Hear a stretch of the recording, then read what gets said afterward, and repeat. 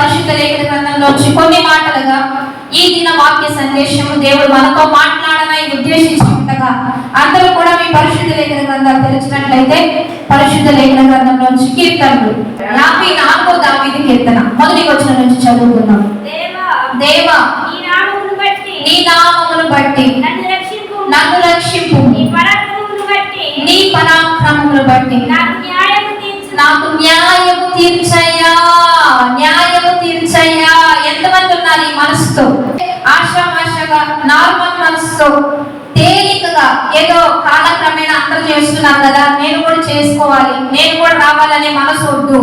వచ్చిన మీరులో ఒక తృష్టి ఉండాలి, ఒక భారం ఉండాలి, ఒక మంచి స్థిరమైన మనసు మీకు ఉండాలి. ఇక్కడ భక్తుడు ఎంతగా ప్రార్థిస్తున్నాడంటే, దేవా నీ నామాన్ని బట్టి నన్ను రక్షింపయ్యా, నన్ను రక్షింపు, నన్ను ప్రత్యేకించు, నన్ను కాపాడు.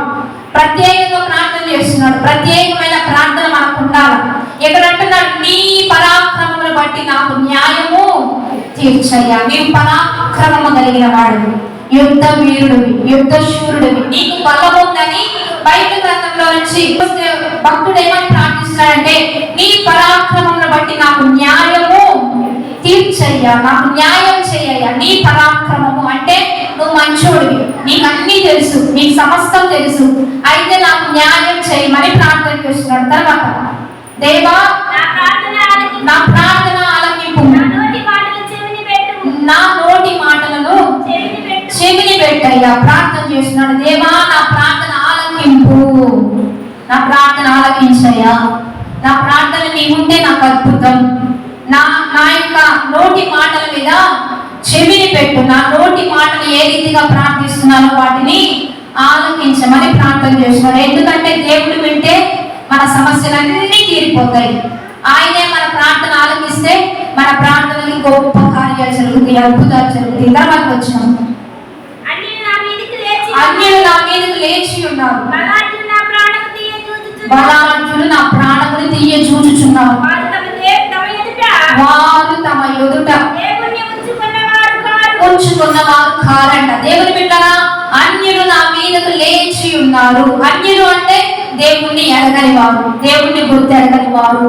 వారు నా మీదకు లేచుచున్నారు. ఒకళ్ళ మీద ఒకళ్ళు ఎవరు లేస్తారు? బైబిల్ తెలియని వాళ్ళు లేస్తారు. దేవుడు తెలియని వారు ఒకరి మీద ఒకరు విరుచుకు పడతారు, ఒకరి మీద ఒకరికి ద్వేషం. 3 రాళ్ళు తన చేతితో తానే ఇంటిని పెరిగేసుకుంటుందా? పక్కన వచ్చి పెరిగేస్తారా? వాక్యం మాట్లాడుకుందాం. 3 రాళ్ళు తన చేతితో తానే ఇంటిని పెరిగేసి, జ్ఞానవంతురాలు తన చేతితో తానే తన ఇంటిని కట్టుకుంటుంది కదా. జ్ఞానవంతురాలు తన ఇంటిని కట్టును, 3 రాళ్ళు ఇంటిని పెరిగేసుకుంటది. ఇప్పుడు పక్కన స్త్రీ గురించి మాట్లాడా? ఒక స్త్రీని బట్టే తన ఇంటిని మాట్లాడా? ఒక స్త్రీని బట్టే తన ఇంటిని, తన కుటుంబాన్ని గురించి మాట్లాడాడు. కాబట్టి నీ కుటుంబాన్ని కట్టేదైనా, నీ ఆత్మీయ జీవితాన్ని కట్టుకునేదైనా, నీ దీవెన కట్టుకునేదైనా నీ మీదే ఆధారపడి ఉంటుంది. కానీ ఇతరుల మీదగా ఆమె వల్ల నేను చేశాను, ఆమె వల్ల నాకు ఎట్లా అయింది, ఈమె వల్ల నా జీవితం ఎలా అయింది, ఆయన వల్ల నా బ్రతికి ఎలా అయింది, ఆయన వల్ల అవ్వడానికి నీ జ్ఞానం లేదా అంటాడు దేవుడు కదా. ఆదాము కూడా అదే అన్నాడు, అయ్యా నీవిచ్చిన అవ్వే నాకు ఆ పంపించింది అన్నాడు. అట్లా కాకుండా అయ్యా తప్పు నాదే, నేను నన్ను క్షమించి తెలియక చేశాను, అవ్వను కూడా దయతో క్షమించయ్యా, ఆమె పట్ల కూడా నీ కృప చూపించంటే ఈ రోజు మన బ్రతుకులు ఎలా ఉండేమో కదా. నాకు అప్పుడప్పుడు అనిపిస్తూ ఉంటది, అదే ఈ ఒకరి మీద ఒకరు తప్పులు మోపుకోకుండా ఆ రోజే నన్ను క్షమించవా అని మంచి మాట అడుగుంటే కృప పొందుకునేవాడు. అలా కాకుండా ఏం చేశారు? వరుసగా అవ్వానయ్యా ఆ సర్పం నన్ను మోసగించింది, తప్పులు ఇతరుల మీద మోపుతున్నారు, చేతగాని తనం. రెండోగా ఆదాము వచ్చి, అయ్యా నీకిచ్చిన అవ్వే నాకు ఇచ్చింది, అయితే ముగ్గురికి శిక్ష, అవ్వకి శిక్ష, ఆదాముకి శిక్ష, చెప్పి మోసగించిన ఆ సర్పానికి కూడా నేల మీద ప్రాకిని బ్రతుకు దినములంతా మనుషులకు కనబడితే చంపేంత శిక్ష నీకు వేస్తా అని ముగ్గురికి శిక్ష వేశాడు. అలా కాకుండా ఎవరు చేసినా, ఎవరి వలన వచ్చినా నాకు జ్ఞానం ఇవ్వయ్యా, నాకు బుద్ధి ఇవ్వయ్యా, మంచి వివేకాన్ని ఇవ్వయ్యా, నాకు మంచిగా కృప చూపు మరి ప్రార్థించుంటే ఈ రోజు మనకి ఎంత దీవెన ఉండేదో, ఎంత ఆశీర్వాదం ఉండేదో. అందుకని ఇక్కడ వాక్యం ఏమని చెప్తుందంటే, అన్యులు నా మీదకు లేచి ఉన్నారు. క్రీస్తు తెలియని వారు, వాక్యం తెలియని వారు ఎప్పుడు ఇతరుల మీద లెగుస్తూ ఉంటారు. బలాఢ్యులు నా ప్రాణమును తీయ చూచుచున్నారు. ప్రాణాన్ని తీయాలనుకుంటున్నారంట. ఒకళ్ళ ప్రాణంతో మనకెందుకండి? వెలిగించువాడు ఆయన. ఆర్పడానికి మనకి ఎంత మాత్రం అధికారం లేనే లేదు. వెలిగించువాడు ఆయనే, తీసేది కూడా ఆయనే. కాబట్టి మానవునిలో దీపము వెలిగించిన వాడు, ఆత్మనిచ్చిన వాడు ఆయనే. ఆయన పని మన పని కాదు కనుక ప్రాణము తీయ చూచుచున్నారు వారు తమ ఎదుట దేవుణ్ణి ఉంచుకున్న వారు కానే కాదంట. వారికి దేవుడు లేడు, దేవుని భయము లేనే లేదు. దేవుడు బిడ్డారా, ఈరోజు చాలా జాగ్రత్తగా ఉండాలి. దేవుడు నరహత్య చేయొద్దు. మాటలతో కూడా మన ఇతరులను ఇబ్బంది పెట్టొద్దు, కష్టపెట్టొద్దు. ఈ రోజు మేము చెప్పాలా అంటే మమ్మల్ని చెప్పమని నిలబెట్టాడు. అవునా కదా? ప్రతి విషయం ఈ సేవకులండి వీళ్ళు అలా చెప్తారు బయట. కొంతమంది నచ్చనోళ్ళు ఇప్పుడు ఒక తప్పిదాన్ని, వాళ్ళలో ఉన్న తప్పిదాన్ని మనం అయితే చూపిస్తే వీళ్ళు అలా చెప్పొచ్చా, వీళ్ళు ఇలా చేయొచ్చా? తీర్పు తీర్చొద్దు. తీర్పు తీర్చుట మీ పని కానే కాదు. దేవుడు మమ్మల్ని ఇక్కడ ఎందుకు పెట్టాడంటే తీర్పు తీర్చమని పెట్టాడు కదా. దేవుడు ఎందుకు పెట్టాడు? ప్రతి విషయం చెప్పమని పెట్టాడు. ఈ రోజు ఇక్కడ దేవుడు మాతో మాట్లాడుతుంటే, మా ద్వారా మాట్లాడిస్తుంటే, దావీదు ఎంత అభిషక్తుడండి. అతని దగ్గరికి మరి నాతాను ప్రవక్త వచ్చి పాపం చేసేది సరి చేసుకోమంటే ఆ పాపి నేనే అని ఒప్పుకున్నాడు, ఆ దొంగ నేనే అని చెప్పి పడక కొట్టుకుపోయి అంతగా ఏడ్చాడు. కాబట్టే దావీదు రాజ్యం స్థిరపరచబడింది. ప్రవక్తను ఎందుకు పెడతాడు అంటే, మరి సేవకులను ఎందుకు పెడతాడంటే, ఒక నాయకులను ఎందుకు పెడతాడు అంటే మన జీవితాన్ని సరి చేయడానికి వారిని మన కొరకు ఏర్పరుస్తాడు. అర్థమైతే గట్టిగా చప్పట్లు కొట్టి దేవునికి సమస్త మహిమ. అందుకు పెడతాడు ప్రవక్తల్ని. నువ్వు మంచి చేస్తే నేను కనపరుస్తావు, నువ్వు చెడు చేస్తుంటే నువ్వు వెళ్ళేది చెడ్డ మార్గం అని వాళ్ళు చెప్పాలి. అలా చెప్పట్లేదంటే ఖచ్చితంగా ఆ సేవకుడు తప్పు త్రోవలో నడిపిస్తున్నాడు. దైవ చెట్లు ఉన్నది ఎందుకంటే బుద్ధి మాటలు చెప్పడానికి, మంచి మాటలు చెప్పడానికి, సదుపదేశం చేయడానికి. వాళ్ళని దేవుడు మనకు ఉంచుతాడు. ఆ వాళ్ళని మన కొరకు ఏర్పరిచినప్పుడు అది ధన్యతగా తీసుకొని మన జీవితంలో మనం ముందు పెట్టుకొని వెళ్ళాలి తప్పించి మనం ఎప్పుడు కూడా ఎవరిని బాధ పెట్టవద్దు. ఏ విషయంలో కూడా దేవుడు మనకున్నాడు. వారు తమ ఎదుట దేవుడు ఉంచుకున్న వారు కానే కాదు. ఎవరైతే ఇతరుల మీద గెలుస్తారో, ఎవరైతే పక్క తీర్చుట నా పని అన్నాడా, మీ పని అన్నాడా, ఇంకెందుకు మనకు ప్రయాసండి. ఇంకెందుకు మంచిగా తిని మంచిగా మన పనులు మనం చేసుకొని మంచిగా మన జీవితంలో మనం ముందుకు వెళ్ళిపోవాలా. యుద్ధము యెహోవానే. మీ పని పెట్టుకోమాకండి. మీ పని పెట్టుకుంటే మీకు బీపీలు, షుగర్లు, ఆయాసం, ఆస్తమాలు, ఇంకా లోపల భయంకరమైన రోగాలు వచ్చేస్తాయి. అందుకని నెమ్మదిగా ఉండండి. మీ మీదకి ఎవరైనా ఎగుస్తున్నారా, మిమ్మల్ని తప్పు పడుతున్నారా, మీ మీద గుంపులు రాజకీయాలు చేస్తున్నారా, వ్యతిరేకంగా గుమ్ము కొడుతున్నారా, దేవుడు అంటున్నాడు నీకు వ్యతిరేకంగా రూపింపబడిన ఏ ఆయుధం వర్తిల్లదు. నీకు వ్యతిరేకంగా రూపింపబడిన వారు ఎవరైనా నీ పక్షపు పాల్గొంటారు. తిప్పి తిప్పి మన దగ్గరికి తెస్తాడంట, మన వారు చేస్తాడంట. మీలో ఒంటరి అయిన వాడు 1000 మంది, ఎన్నిక లేని వాడు ఎన్నికైన జనాంగంగా, బలమైన జనాంగంగా దేవుడు మారుస్తాడండి. ఇవన్నీ వాగ్దానాలు మనం జ్ఞాపకం చేసుకొని నెమ్మదిగా బ్రతకడం, దీవెనకరంగా ఉండడం మనకు అది ఆశీర్వాదం. కాబట్టి ఎవరి మీదకు మనం వెళ్ళొద్దు, ఎవరిని చంప చూడొద్దు. ప్రతి విషయంలో ప్రార్థన చేయండి. మీకు అంత బలం ఉంటే బాగా మోకరించి యేసయ్య నా పరిస్థితులు చక్కబెట్టమని ప్రార్థన చేయండి. దేవుడికి అప్పగించండి. ఇక దేవుడు దిగితే మీ పట్ల దేవుని కార్యాలు అందరూ చూడబోతున్నారు. గట్టిగా చప్పట్లు కొట్టి దేవుడికి సమస్త మహిమ. నీకు తెలుసు వారు నిన్ను ద్వేషిస్తున్నారని, దూషిస్తున్నారని, నిందిస్తున్నారని నీకు తెలుసు. కానీ నువ్వు మౌనంగా ఉంటే నీ కార్యం నువ్వు చూస్తావు. నువ్వు నెమ్మదిగా బయట పడకుండా దేవుడికి అప్పగించుకుంటే నీ అద్భుతం నీ వెంటే రాబోతుంది. తర్వాత వచ్చిన ఇదిగో దేవుడే నాకు సహాయకుడు, ప్రభువే నా ప్రాణమును. ఎవరి ఆదరణ నీకు లేదా అవసరంలా. మనుషుల ఆదరణ ఎంతవరకండి? మనుషులు ఈ రోజు ఆదరిస్తారు, లేదా ఆదరించకపోవచ్చు. కానీ దిక్కు లేని వారికి దేవుడే దిక్కని మర్చిపోవద్దు. చెప్పడం కాదు, నిరూపించుకోవాలి. కొంతమందికి అందరూ ఉంటారు, బంధువులే రాబంధులు అవుతారు, జాగ్రత్త. ప్రజలే లోపులే కాపులై పొడుస్తారు, జాగ్రత్త. ఎవరిని నువ్వు నమ్మొద్దు. ఈ రోజుల్లో ఎవరిని ఆశ్రయించవద్దు. ఎవరికి నీ విషయాలు, నీ పర్సనల్స్ ఎవరికి చెప్పొద్దు. ఎవరి మీద నీవు లేవద్దు. నీవు బంధువులు అనుకుంటున్నారు, మా అక్కండి, మా చెల్లండి, మా తమ్ముడండి, మా అన్నండి, మా మా వదినండి, మా బామండి, వీళ్ళే నిన్ను పొడుస్తారు, జాగ్రత్త.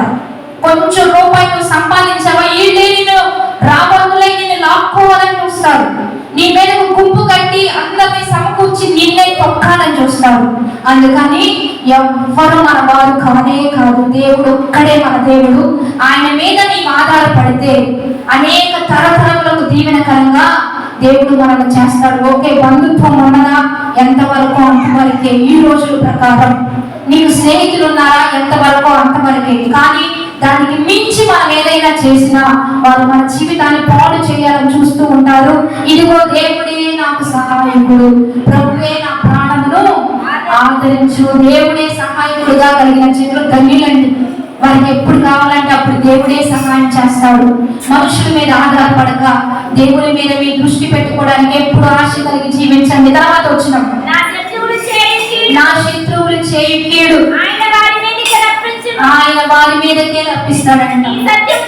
నీ సత్యమును బట్టి వారిని నశింపచేయము.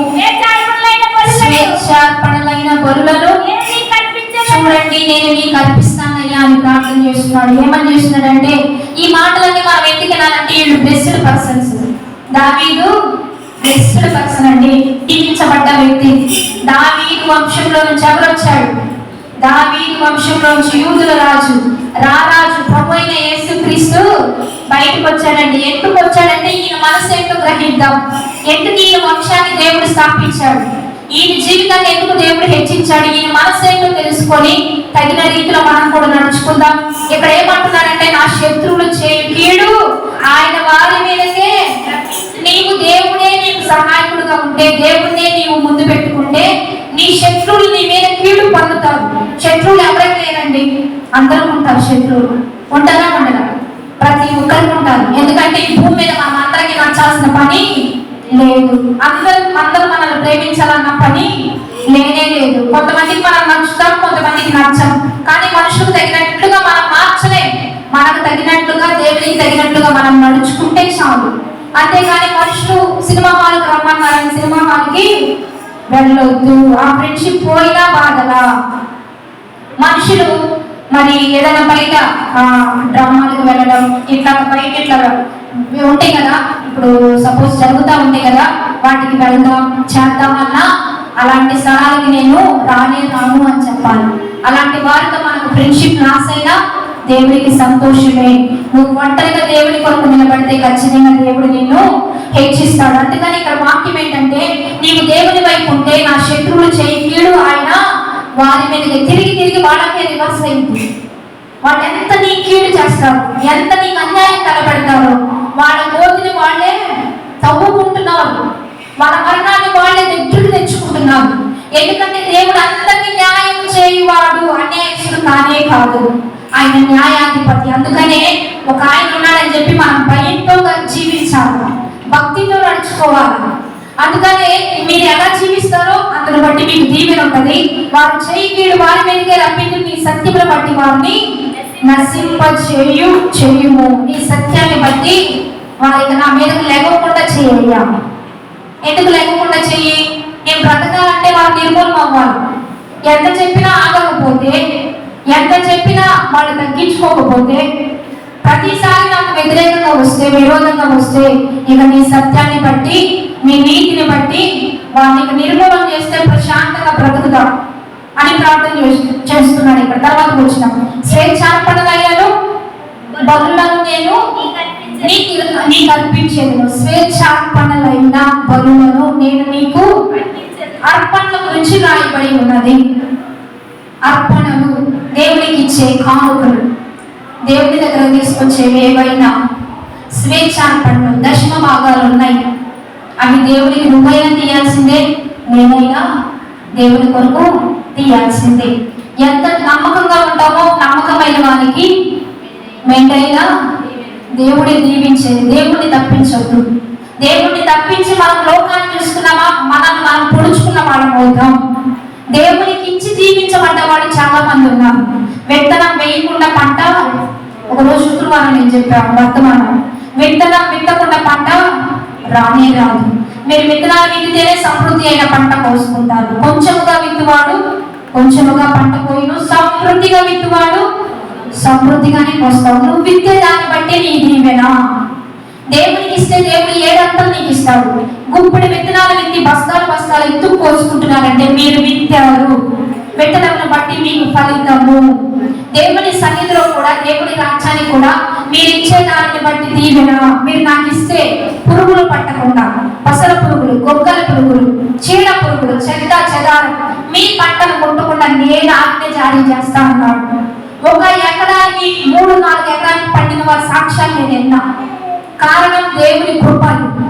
కొద్దిగా పండాల్సిన పంట కొంత పొలంలోనే విస్తారంగా పండింది అనే సాక్ష్యం నేను చాలా విన్నా. కారణం ఏంటంటే దేవుని కృప. దేవుడే ఆజ్ఞ జారీ చేస్తాడు. ఇచ్చి దీవించబడ్డా అన్న సాక్ష్యాలు నేను చాలా విన్నా.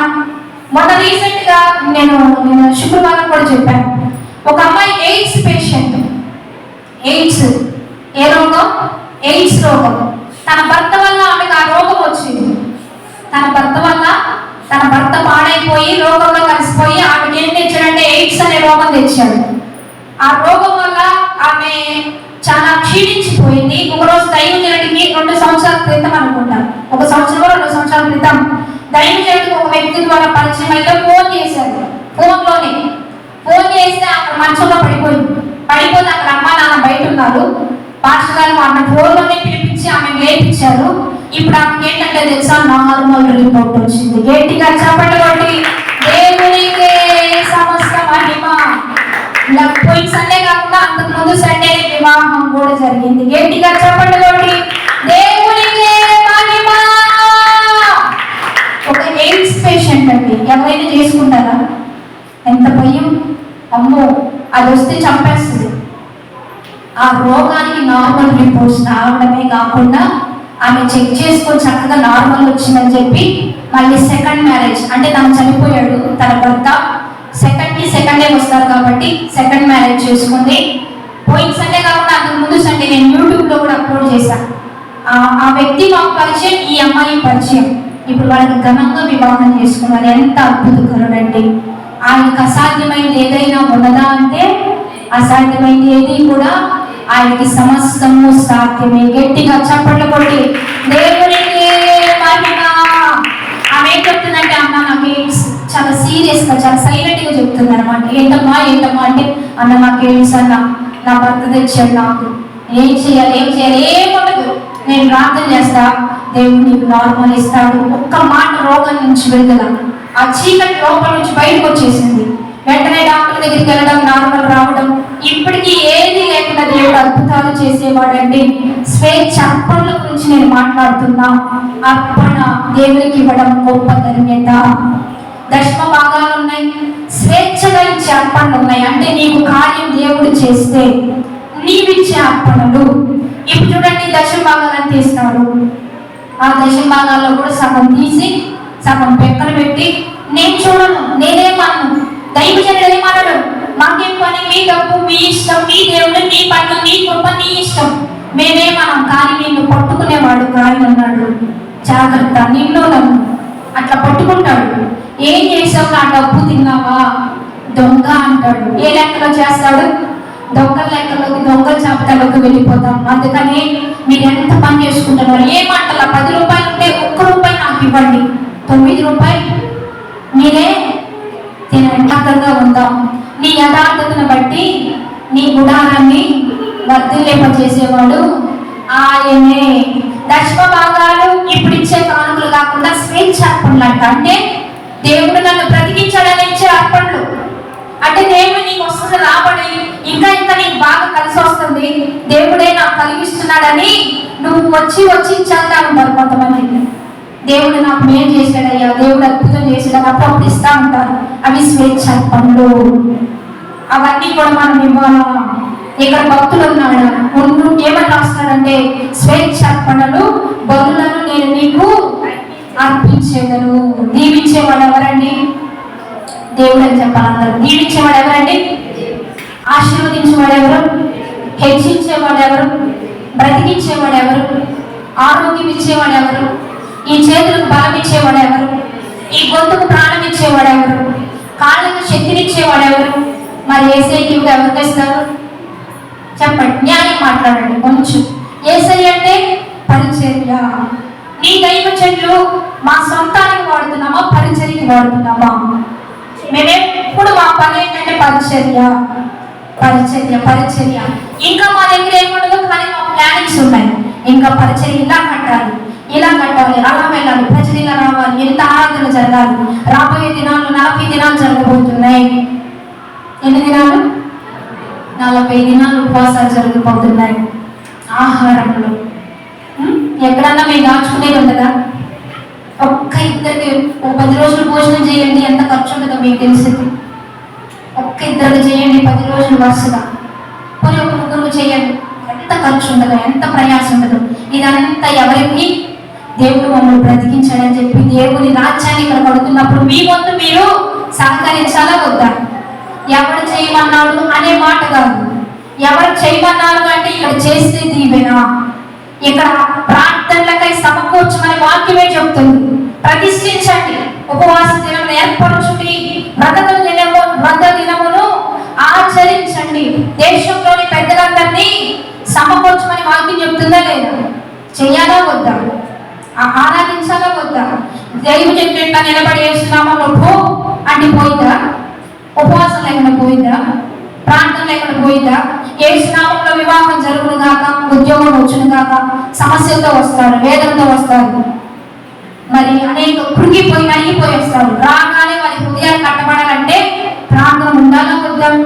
మేమే కాదు, మాతో పాటు మీరు కూడా ఉండాలా వద్దా?